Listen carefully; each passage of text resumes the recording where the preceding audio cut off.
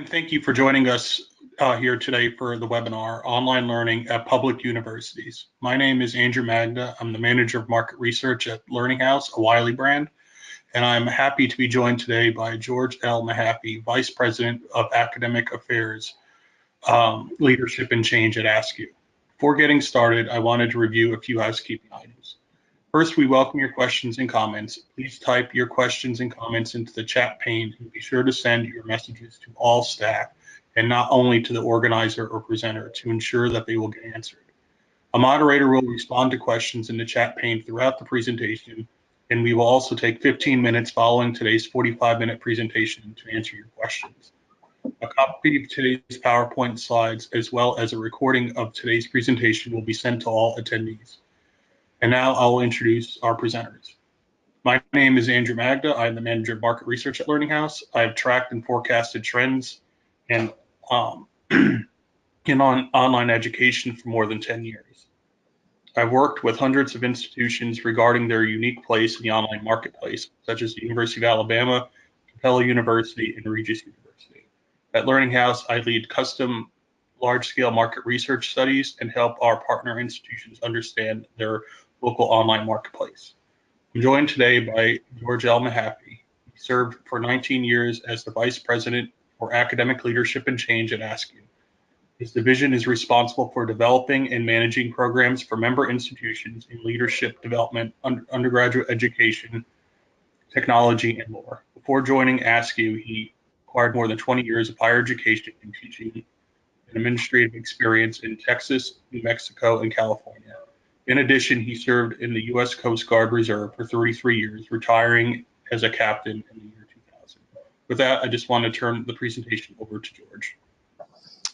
Well, good afternoon, everyone, and thank you for joining us. I see that we have a nice crowd out there.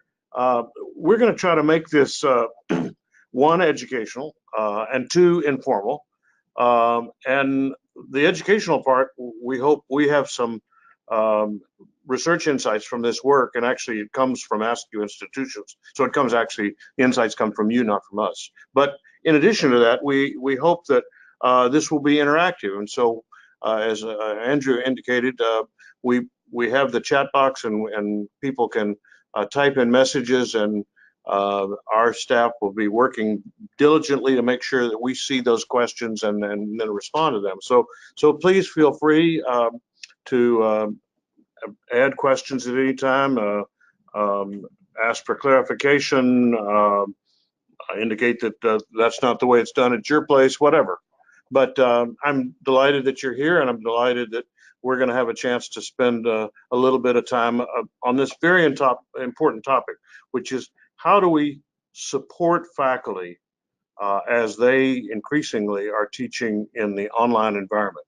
What I think we have is a shift in the whole idea of faculty hiring, faculty support, faculty development, when we are moving from the classroom space on a campus to the online space.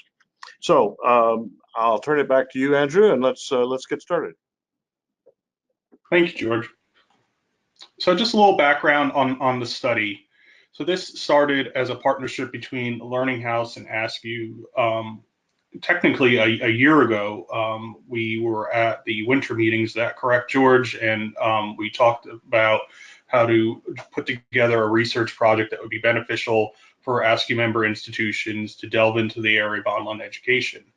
But truthfully, I think it started back in year 2012, 2013, when we also partnered with ASCU to survey the membership around online learning, barriers to development, barriers to adoption. And what came out of that study, which is that light blue one there in the background, was the idea that institutions that were interested in adding more online programs, being more diligent around their online learning efforts, would note that faculty were difficult to provide training to, and also to hire in terms of staffing adjuncts. So that's why I think when we partnered back last year that we brought that finding back to the surface to say, well, if this is what they told us last time in 2012, 2013, let's dig a little deeper and learn a little bit more around what is being done for the supporting and development and training of these adjunct and full-time faculty.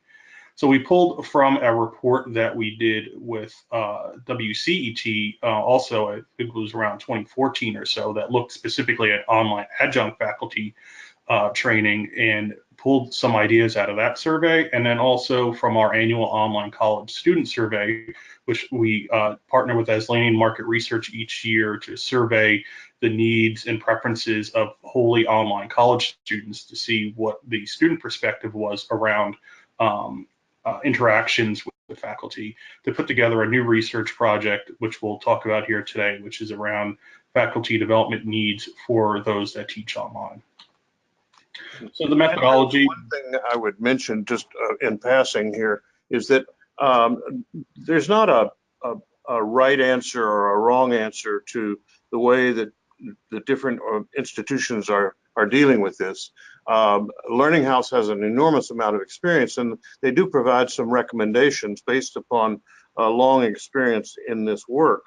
But my own perspective on this is that what's advantageous to individual ASCU member institutions is, what are others doing?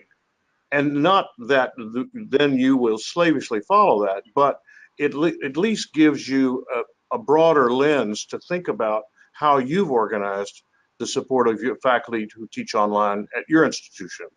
But every institution is different. Every institution has a different history, a culture, circumstances. And so I think the real value of this research that we did was really to give our members an opportunity to see what others are doing, and then to draw from that pieces and insights and parts that they find useful for them. So I think that's just the sort of one sort of contextual piece that I thought was important to put in here. Sure. Yeah, definitely. It's not a one-size-fits-all solution, because it's not necessarily a one-size-fits-all problem either. It seemed, especially when we presented these findings the other week at your winter meeting conference in Amelia Island, that the feedback within the room was just that how many different stages the institutions were at. And they can take this bit of information and help them get to the next level. Some already solved certain problems, and then, like you said, it's knowledge sharing in terms of how these recommendations can be viewed and then applied.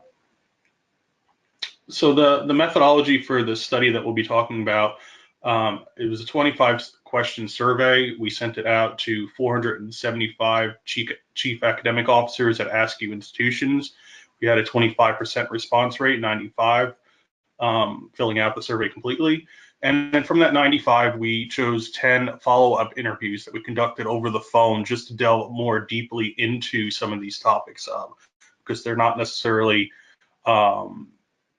just to understand this complex issue, and provide more color. Over the phone interviews were allowed us to dig a little bit deeply and find out specifically around some training and development programs, which we highlighted in the report. Actually, we had little call-out boxes that specifically provided real world examples of what institutions are doing in some of these areas. So some of the topics were, who teaches the online courses? Is it full-time faculty, adjuncts? How are these online instructors trained and supported? And how are adjunct faculty recruited and maintained as well? So just to go over some of the key findings.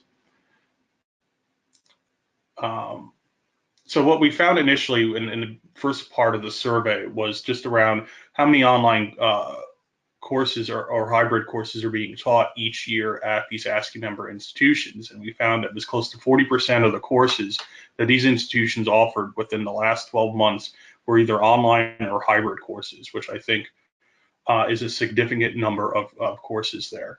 In terms of what's being put out there, it's not just 5 or 10% of these courses. It's really growing by leaps and bounds, I think, over the last few years in terms of just the number and volume of courses that have these online or hybrid components. In terms of faculty, they're not necessarily being discouraged either, in terms of the limits being placed upon them in terms of the number of online courses that they can teach online. 63%, there is no limit in terms of what the of the online courses that they're allowed to teach per year or per term.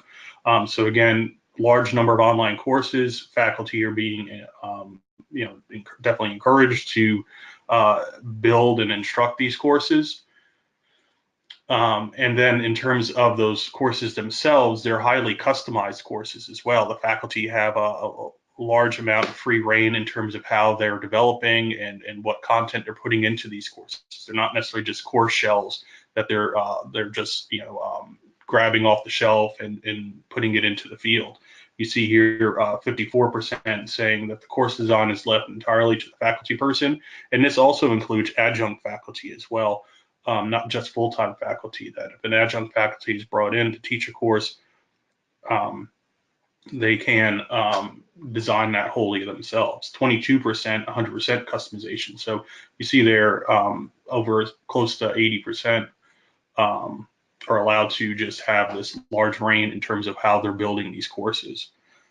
In terms of hybrid, the definition we used within the survey follows the Online Learning Consortium, formerly Sloan C Foundation. So 100% wholly online would be that 80% or more of the content is being delivered online. That would be that was considered an online course, and anywhere kind of below that, obviously over 1%, but anywhere to 79% if the course had online content, it fell into that hybrid realm. So these are courses that are using LMSs and may or may not require assignments to be delivered in the LMS situation as well.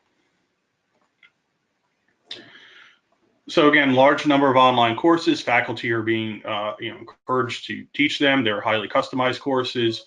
But in terms of incentives, 62% of the institutions said that they do provide incentives to faculty to develop courses. But what was interesting is that 14% saying that they no longer incentivize. So incentivization for online courses is actually falling over the last few years. I think as these institutions grow their number of online courses, online becomes more and more accepted by faculty on campus. More and more institutions are turning away, feeling they don't necessarily need to incentivize faculty anymore to develop these courses. So that was an interesting finding to see that large percent, actually, that significant minority there, to say that they're actually de-incentivizing in terms of just not allowing, putting forth that money towards faculty to encourage them to develop courses. So George, I just wanted to ask you the question in terms of what you've been hearing from your members or maybe experiencing in terms of just the growth of online courses at their institutions, and did you also hear anything around incentivizations for the development of the courses? What I primarily hear, Andrew, is sort of anxiety among campuses that have not really gotten seriously into the online course business. And their concern is, are they going to be able to get into that market, given the fact that it is now becoming a mature market and becoming increasingly competitive. In terms of, in general, I think there is a recognition that online is growing. There's also a particular attention that I've talked to several provosts about reaching new audiences with online, particularly adult audiences, and that seems to be a particular part of the strategy of some campuses. And of course, I think that's critically important, because as we see the demographics of this country changing, one of the facts that I'm always sort of amazed about is that there will be fewer high school students graduating from high school in 2033 than there were in 2013, 20 years earlier. The absolute number of high school graduates will decline. At the same time, within that population, there will be a 40% increase in Hispanic students. And so so there'll be some change in the composition of the class, but the class is not going to grow dramatically, except obviously in some parts of the country, California, Texas, places like that. In other parts of the country, people are really trying to think about how they reach out in more effective ways to new audiences, and that's particularly the adult population.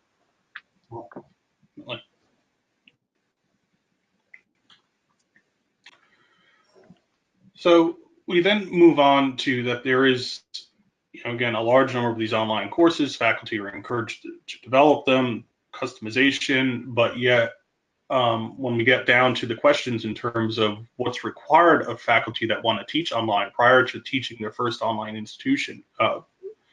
first online class at the institution, we see that what's required in terms of their training and development actually is really not that robust. We see that 45%, again, less than half, required training on the LMS, which again is we at Learning House, the LMS is kind of that base of the online course. So required training on that would seem to be something that's more of a basic skill for them to learn, but less than half are requiring that. And then we get into training in terms of effective online teaching methods, that bottom row there, that's 37%, so just a little bit over a third requiring that. And then this is a continuation of that list. And you see self-paced training on course design, or just training on course design in general, less than a third requiring that, and 23% saying that they require none of these items in terms of faculty that want to teach their first online course. They don't necessarily have to go through any formalized training before they step into there. So we found this to be, again, one of our key findings in terms that there is this large dearth of online courses, and we know, again, talking with George just now, that this is obviously growing. That's an emphasis for many of these institutions. They're allowing this large amount of customization, so really allowing the instructor that large amount of freedom to develop the courses they want, but they're not necessarily requiring that they go through any sort of formalized training in terms of the LMS, the course design, and pedagogy before they step into that classroom for the first time. So professional development activities that are being offered by these institutions that we surveyed. So they do definitely have professional development opportunities. They're just not necessarily, going through and requiring them necessarily. So professional development is, offered by the institutions. They do go around in terms of that instructional design to help support those courses. Again, that's all offered by the institution, but it's more for the faculty member to kind of seek that out and use that if they want to. The interesting thing that we found here was this mentoring program idea, because when we were talking to some of the provosts and CAOs on the over phone interviews, we discussed some of their professional development programs that they had in place on campus, and the idea of this mentoring program or a seasoned online faculty member to be able to work with some of the newer faculty that are teaching online in terms of allowing them to shadow them, to provide some feedback to their course designs, provide them with some feedback to their pedagogy, sitting in on one or two of their online course sessions, and actually acting as that mentor for them. So you see here it's offered by about a third of the institutions that we surveyed, but again, not necessarily a requirement for those that want to teach online.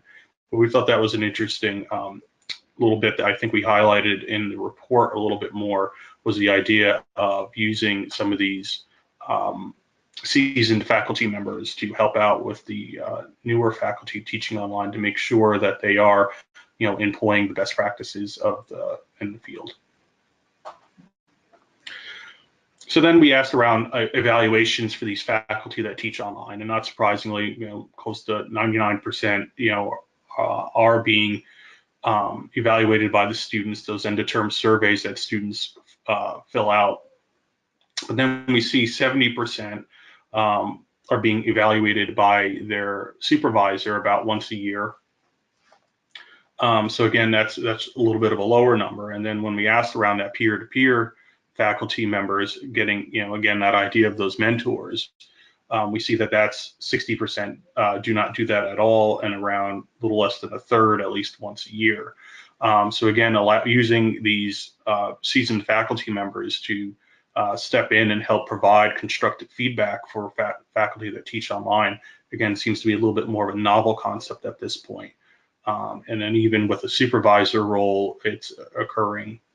Again, it seems significantly less than what the typical term-to-term student surveys are being done.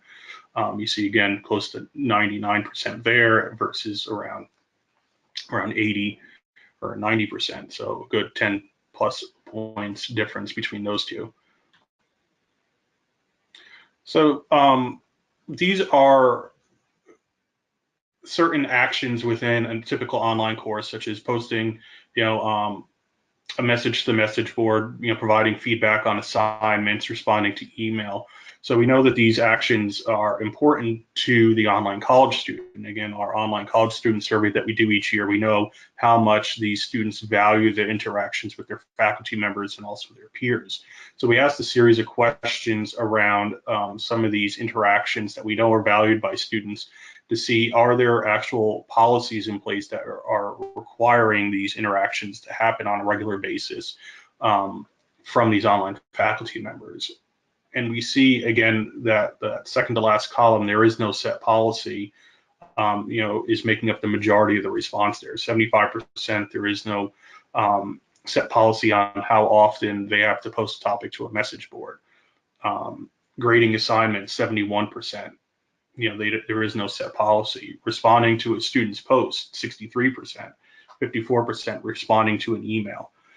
So what we dug in a little bit more on the over the phone interviews was the idea of, well, maybe there's not a set policy, but how do you communicate what a best practice is?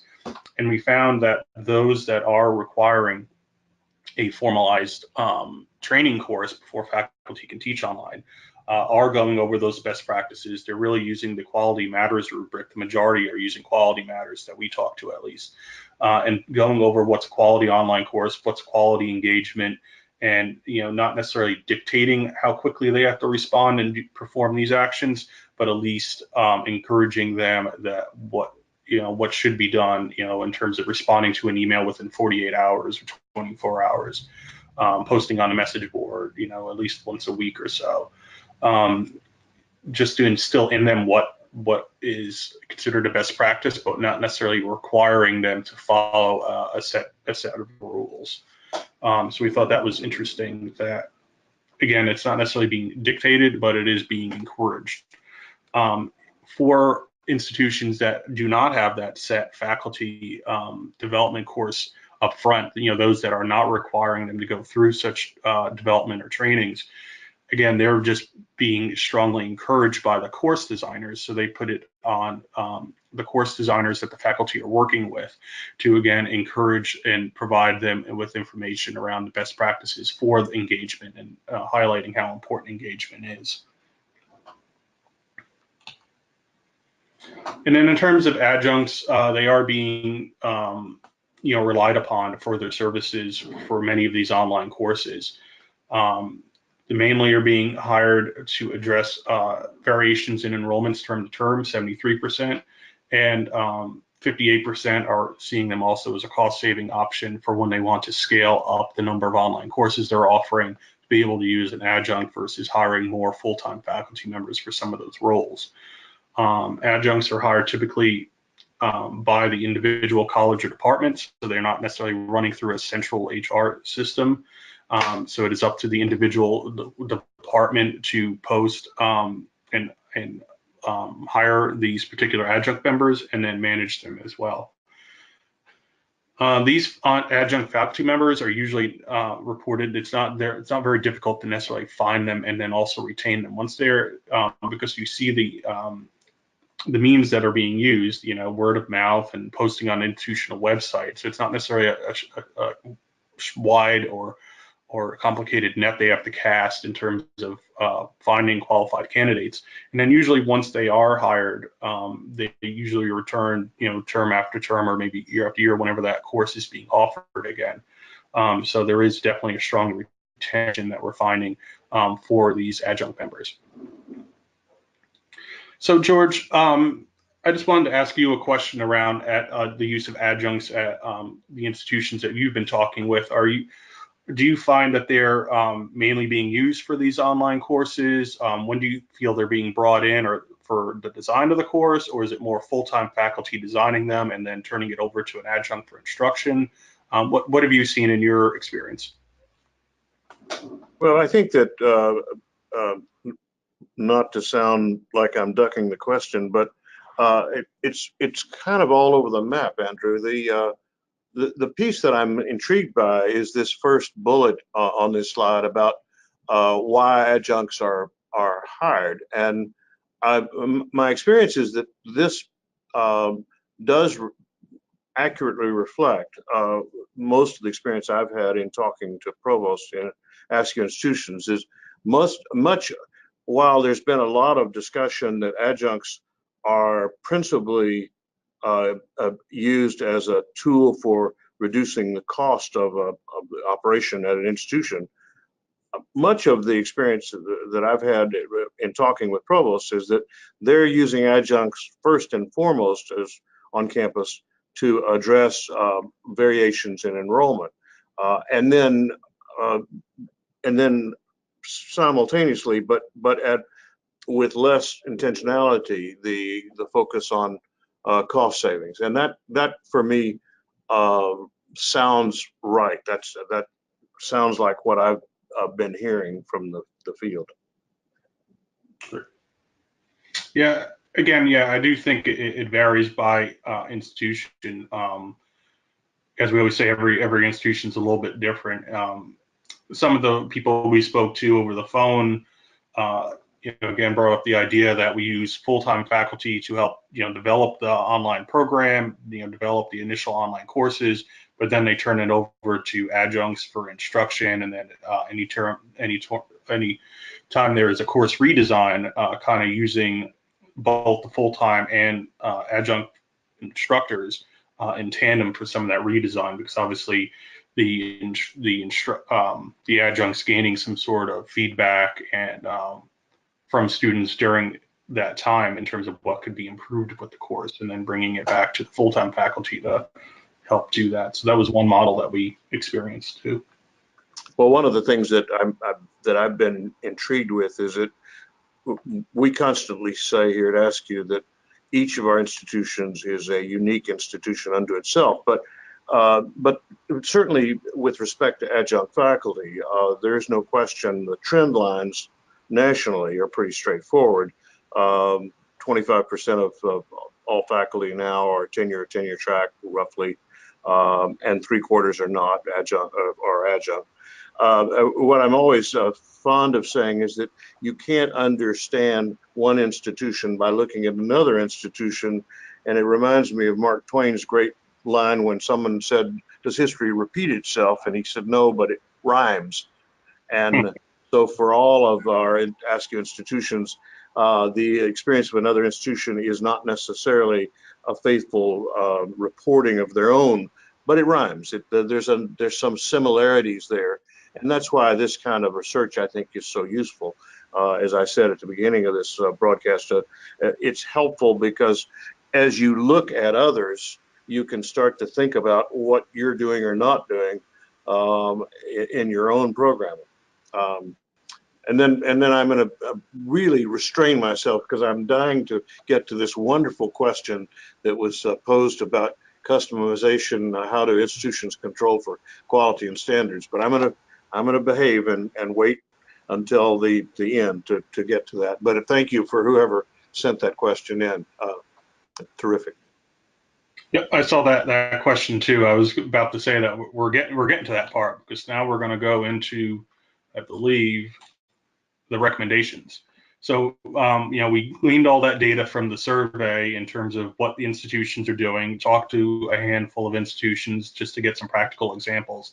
And then we wanted to pull all that data together along with our experience of working with online programs, obviously at Learning House, relying upon George's wisdom as well, and putting together some of these recommendations. So one was around the incentivizing and requiring trainings. So again, in the report, we highlighted a couple of different examples because we found just working with and talking with the institutions that have these types of required courses. And again, this example here is a one-day workshop. We talked one institution that had back-to-back 8-week online courses that they require faculty to sit through. And then it seemed that though most of them, if not all of them, are requiring the production of what you call an artifact, which is basically a beginning of an online course that this faculty member, after completing the training, would then develop and then go on to instruct as their first online course. But we found that institutions that are requiring these trainings up front report that the faculty that go through them then end up being champions for online learning at the institution. So you're ensuring that every instructor going out into teach your students has a baseline of knowledge, a baseline of best practices of what's being considered a strong, engaging online course. And then these people also can go back to the departments and also talk about the great experience they had going through this online course. Because we found, again, then not necessarily a hard data point on it, but more around the idea that some of these faculty members want to teach online, but they have a certain level of fear in terms of they've never done it before, they've never instructed an online course, never built an online course before. How does this all work? I want to go forward and try this. I'm interested in it, or I see value in online learning, but I don't necessarily know how to do it. So providing these courses, and then obviously a small stipend as well to go along with it, maybe to start, especially if the institution yourself is a little bit newer to online learning, as George and I pointed out earlier around institutions that are new to online learning. Perhaps that incentivization can help kickstart the development of these online courses. So providing that small stipend for faculty to do this additional work can be one beneficial to getting that ball rolling in terms of converting more online faculty to want to teach online, and then feeling supported and feeling valued that they go through a workshop like this and then step into their online course for the first time with a level of confidence rather than a level of fear that they maybe are under supported or less under supported, or not knowing where to turn if a certain issue arises. So I see a question popped in about the Tacoma iTech program. So it also includes a 1-week online pre-workshop and a 1-week online post-workshop. The 1 day is the face-to-face between the so it's the 1 day face-to-face portion plus a 1-week pre-workshop and post-workshop. So it's around over a 2-week process, not necessarily just this 1-day workshop. So then a continuous professional development cycle is another recommendation that we come up with. So again, that top circle there, the initial training course, that was the previous slide that we talked about. So it starts there. And then after that training course, there can be formal training workshops that happen maybe once or twice a year.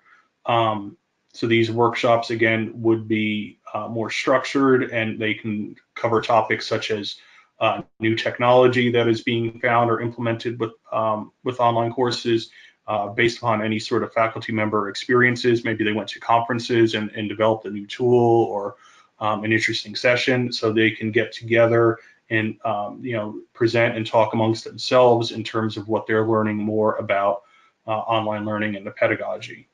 Then there can be informal training sessions. Sometimes this can be simple as almost a newsletter, just sharing resources between faculty members and staff and online course designers, just training and sharing information back and forth between each other. So it's, again, this is less formalized, but it could be another way to disseminate information.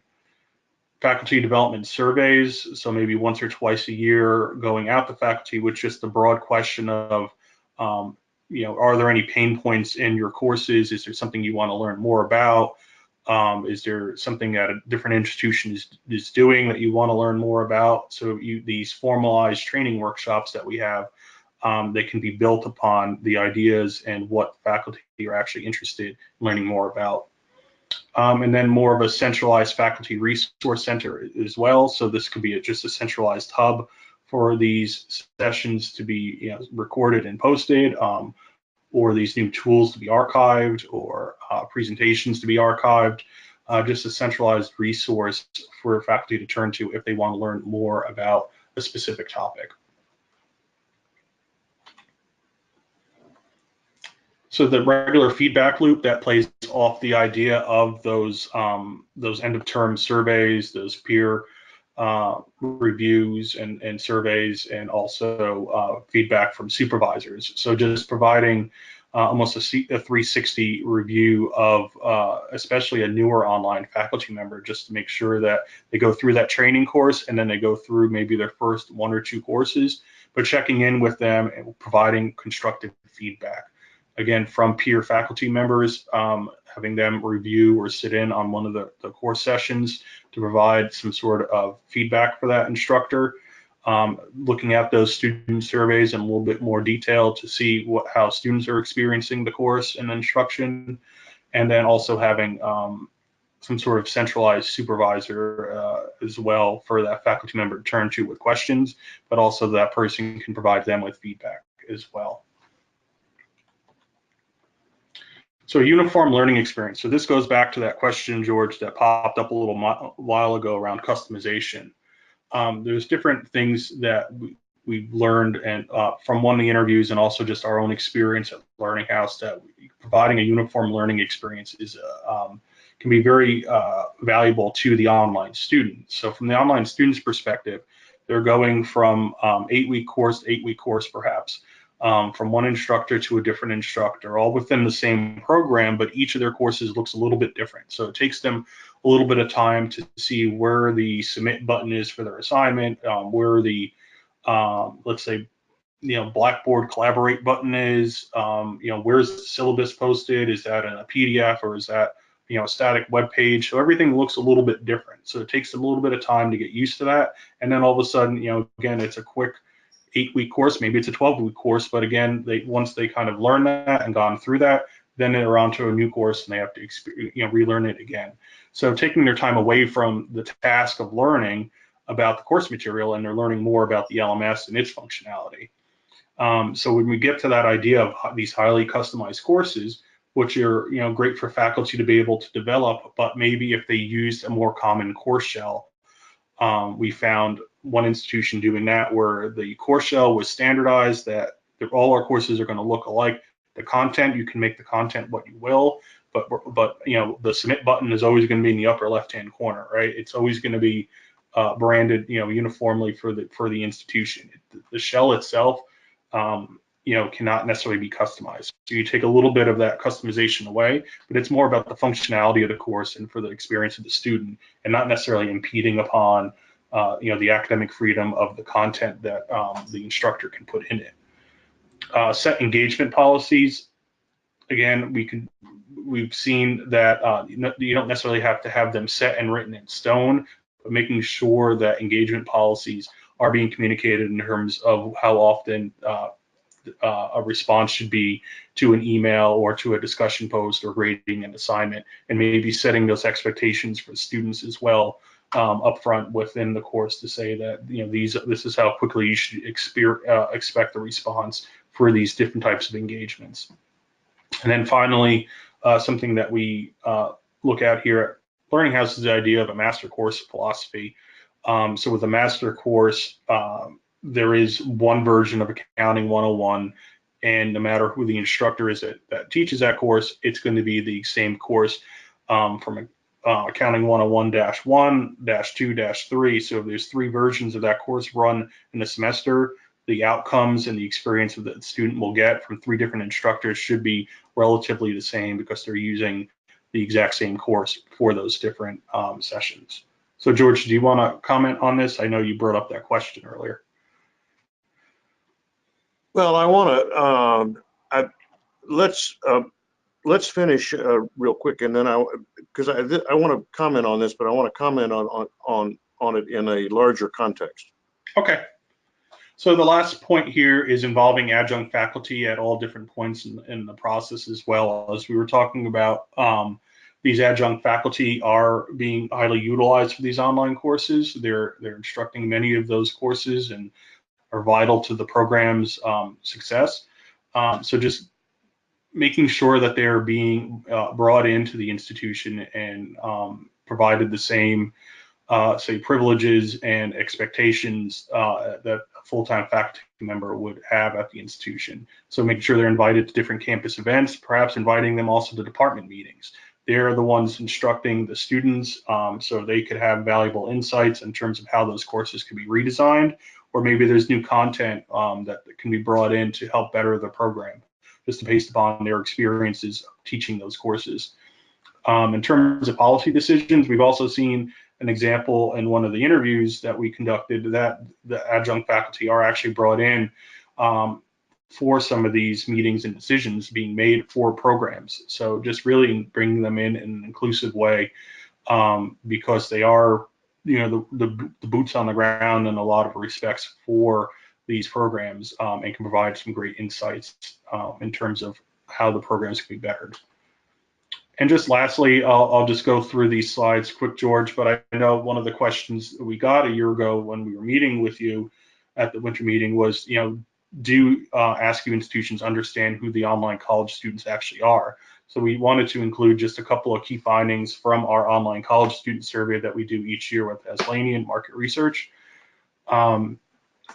Just for a baseline example for institutions, but online learning we find is localized. So the students are coming mainly within 50 to 100 miles of your university, much like your traditional students may. So just because it's an online program, you can be attracting students from across the country, and you very well may be attracting students from across the country, but the bulk of them are going to come within your normal catchment zone of that 50 to 100 mile radius. Online students, we find them to be mainly female. You see 74% undergraduate or 68% graduate students are mainly female. They are employed either full-time or part-time. So again, these individuals, they're coming from your traditional catchment areas and they wish they can come to your campus and experience everything your campus has to offer, but they do have these other priorities pulling at them, such as their employment. I'll just skip ahead to this one in terms of being married as well, and then also having children. So again, these are why these individuals can't necessarily come to your campus. They have these competing priorities, you know, their jobs, their marriages, their families, their children that are preventing them from coming to your campus. So just backing up in terms of the level of study, what I wanted to point out was that all students column, that second column going down to certificates, 23% certificate programs. We've seen this kind of rise over the last few years that we've been conducting this survey, and certificate programs are highly viable programs for institutions that are looking to grow their online presence. They're short, they're convenient, they're skill focused, which are great for those people working full time. They're looking to maybe add a skill or reskill. So these are definitely great additions that you can make to your portfolio. At Learning House, we mainly focus on degree programs. So we see here those master's degrees and bachelor's degrees aren't going away. They're still highly valued by individuals, but don't necessarily forget about those certificate programs. They're a great way in a difficult job market to allow an individual to add a new skill or task to, you know, help their resume out. So in closing, just our general philosophy after conducting this research is that training and development, student engagement, feedback, and a unified learning experience can lead to greater student satisfaction and retention. That's our kind of thesis coming out of this research. Just the idea that if you focus on the student and you help support the faculty members, it's just going to be a cycle that is beneficial for the institution in terms of having stronger student outcomes and better retained students. So George, did you want to make your remarks now? Sure. First, I couldn't help but smiling when you were showing the demographics of online students. The one that you didn't list in there, and what I hear from institutions all the time, is how surprised they are about how many online students are simply their own students who don't want to get up early in the morning or don't want to show up on a particular hour, a particular day, or whatever. And so be prepared when you put a course online that your own students will be enrolling in those courses, rather than the assumption, at least of some, that this would reach a new audience and a new population. That's true, but not entirely. So let me go back to the question that was raised. Given so much customization and variety in student populations, how do institutions control for quality and standards across its online offerings? And I'm going to give you a bifurcated, talks out of both sides of his mouth, Mahaffey, response. When I remember when we first started talking about distance education, which is what we called it then, and somebody said, well, how do you know that this is the kind of quality, similar to this question being posed by one of our listeners today? And of course, my answer immediately was, well, how do you know what the quality is of what's going on campus? Distance education, as somebody once said, begins in the 10th row. So on the one hand, we should not necessarily impose greater expectations, higher standards on our online environment than we do on our face-to-face environment.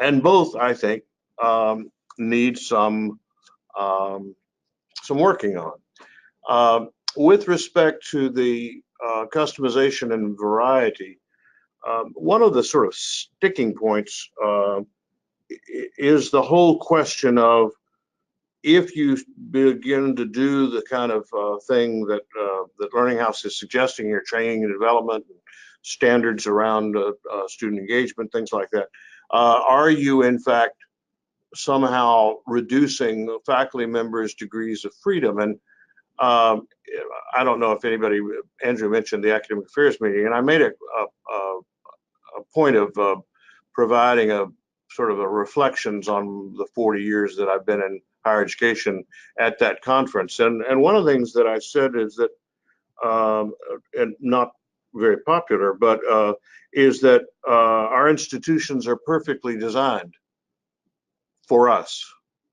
They're not as well designed for our students. And so I posed a kind of a challenging question, which is that is the way that we operate for the benefit of students, or is it for our benefit as the adults on campus? And the question was specifically posed is, are you comfortable with the status quo as long as the status quo makes you comfortable? I think that speaks to the question of standardization. I fully understand the interest of faculty in customizing their courses so that they can be, so they reflect their interests and capacities, but at the same time, we have to think about students. And the analog for me is an institution's offerings should not be all over the map in the same way that we typically on a single institution, at a single institution, require a single LMS. We don't say, oh, we'll have 3 LMSs, because neither faculty nor students want to have to learn 3 or 4 different systems. And so I feel very strongly that personally, this is not an ASCII position, this is my own, but I feel very strongly that that institutions ought to insist on a, a certain level of standardization in the online offerings, particularly as Andrew described, in the shell, in the structure, not the content, but in the sort of operating environment, because it's not reasonable for students to walk into one course and then the next time they walk into another course, they have to learn a whole new kind of way of operating when they typically will be taking courses from different departments and different parts of the campus. So I just think that that's something that we've all got to think about really carefully. It really goes to the heart of what are the standards that we as professionals wish to impose on ourselves. And this is not the institution somehow of the administration or the institution imposing on faculty. I mean, this is about professionals working together. In medicine, the discipline I constantly make reference to as a comparison to higher education, there are what are called standards of care. There are certain general expectations of stroke victims and their therapies being one of them, for example. And there's certain things that you need to do. If someone comes into your emergency room and has evidence that they are experiencing a stroke, there's certain things that you should be doing. We don't have the same standards of care in higher education around learning, and I think we should be working on that. And so that's where I as I said at the beginning of this little diatribe, sort of a bifurcated response. On the one hand, we shouldn't hold online to any greater expectations than we do our face-to-face programming. But I think we need to hold ourselves accountable for a higher standard in both of those environments. Sure.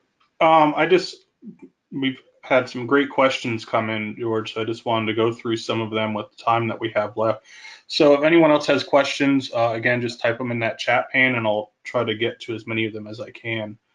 So one is, what incentives are provided to encourage adjunct faculty to come to meetings? We have a very hard time getting them to come to campus.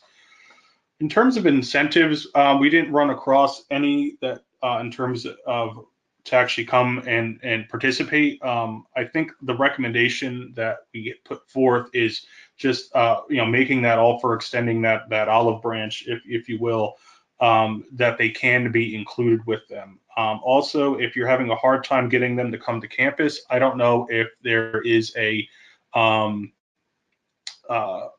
of dial-in or virtual way to hold the meeting to allow some of these faculty members that maybe do want to participate in the meetings, but as much like your students can't necessarily come to campus. So is there a an Adobe or a Skype that could be used to allow them to participate remotely? Are adjuncts encouraged to write courses? The answer to that would be yes. When we looked at that customization question that got to what level of customization is allowed with the courses, that was for both full-time and adjunct faculty. Also, in conducting the over-the-phone interviews, again, not all institutions, but there were institutions that hired adjuncts specifically to develop online courses. The full-time faculty in those programs were on board with online education. They wanted to put their program online, but they were too consumed in teaching their face-to-face students to be able to develop the online courses for their program. So in that way, the adjuncts worked with some of the full-time faculty to develop the courses, obviously making sure that if it was a representative of what was being done on campus. So they could be done in that way, working with your full-time faculty to develop the courses if your full-time faculty do not have time to develop them. In terms of writing maybe their own courses, I think that would be maybe a little bit more rare. I think that the adjuncts writing courses are doing so with some level of supervision, is what I would say. Um, how do you make sure an adjunct teaching an online course developed by a full-time faculty member does not make any changes and yet keeps it engaging? That one would be the contract that they sign, telling them specifically that they can't make specific changes. Also, the idea that I was talking about in terms of that feedback cycle. If this is a first time that this adjunct is teaching for your institution, why not team them up with some sort of mentor or peer that would then be able to sit in on one or two of their course sessions to again make sure that they are sticking to the content, not making changes, making sure it's engaging, making sure that they're fulfilling their end to provide an engaging experience for the student. So that's how I would look at that. Is not necessarily just taking them at their word, but having it in the contract what they're allowed to do or not do, and then pairing them with someone. Is there a correlation between the type of faculty writing or the delivering of a course and student success? By faculty writing, I'm not sure if I understand the question fully. You're talking about the discipline that they're in. So if that person just wants to clarify their question, we can look at it. This one is for you, George. I saved this one, though. There was a mention of 40% increase of Hispanic and Latino students. What specific strategies are you aware of that are being implemented in the online environment to better serve these students? How are faculty being prepared? What is the largest gap that currently? Where are the largest gaps that currently leave many institutions unprepared for this increase? That's a fabulous question. I wish I had a fabulous answer, Andrew. I don't think that we have. I don't think that we have gotten to the place that we know that very well. That indeed might be our next research project, because I can't think right offhand of what kinds of things might assist Hispanic students, for example, or students of various other kinds of students. In other words, we don't talk much about the differentiation of instruction to respond to different audiences, and I think that's a terrific insight. And that prompts me to also mention one other thing quickly here. Rick Sluter wrote a moment ago, who's on the line with us. Rick's at Middle Tennessee State, and he said, is there a way that we could connect after this with people who who are thinking about online and how to develop it and what new markets to probe and things like that. And I would love to have a chance to, if people want to send me a note, I'll be happy to put together a little group like that, and we can try to begin exploring that with some others. I think that's a terrific idea, because this sort of scratches the surface, but it obviously doesn't respond to some of the larger and longer term issues that we're talking about. So if you're interested, please write me, and we'll try to put together a kind of a special interest group around this. That's great. Just a couple more here. Have you asked about adjunct faculty turnover? If it is high, your professional development cycle must be stronger. We did ask about adjunct faculty turnover, and also full-time faculty turnover in online courses, meaning does that full-time faculty member come back to teach again? And we found in both cases, and also with the WCET survey specifically on adjunct faculty that we did a few years ago, that adjunct faculty are actually rather well retained. I want to say it's over 80, maybe close to 90%. I don't have the number right in front of me, but they are very well retained. So I think once an institution finds an adjunct faculty member for a course, and as long as the adjunct faculty member is happy with that course, I think it's just a matter of renewing that contract term after term. And then how do institutions deal with copyright? So if that's getting at the idea of a full-time faculty member developing a course, but then having someone else teach it. If you're getting at that issue, it is that when the faculty member develops that course, they sign a contract that says that the university now owns that course and that content. That's how usually institutions get around that. That especially if you have an incentive program that you're basically paying them to develop this this product, and the university own that product. So it's not that that a faculty member could leave an institution and then take all their online courses with them. That's not necessarily the case. Let me see if there's anything else. Are we seeing more blended approaches to online? I would say yes. I think blended is definitely, I think more institutions are working towards that blend, especially with their face-to-face students, because again, these students are, they grew up in an online world. They consume a lot via online, and I think they're looking for or expecting that coming into their institutions. These traditional 18 to 22-year-olds are looking for some sort of online element to their coursework, and thus a growth of blended. Also, as more online faculty members, these full-time faculty members teach online courses and see all the great tools and simulations and resources that are out there, that's bleeding back into their face-to-face courses, now making them blended courses rather than just purely face-to-face. So I think blending is definitely on the rise, just from that cross-pollination, and also just students expecting some sort of online element to their coursework. What role do librarians play in distance education? I think they play a rather large role, actually, because they are that central resource for the students in terms of the support services, for those library resources, for those writing centers. So I think they actually play a rather large role. George, do you just want to provide your email? I know you mentioned people shooting you an email. Do you just want to just verbally go over that, and then I'll wrap up our webinar for today? Sure. My email is my last name and my first initial at askyg.org. So it's MEHAFFYG at asky.org. Thank you. Well, thank you, George, and thank you for everyone for joining us here today. We hope you found the insights that we shared valuable. Let us know what your thoughts about today's webinar by clicking the survey link posted in the chat pane.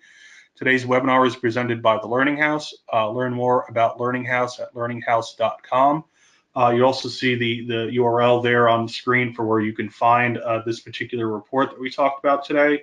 And also on our site is all our other past research that we talked about, such as that online college student report and also that WCET report, all there on learninghouse.com. Thank you and have a wonderful day.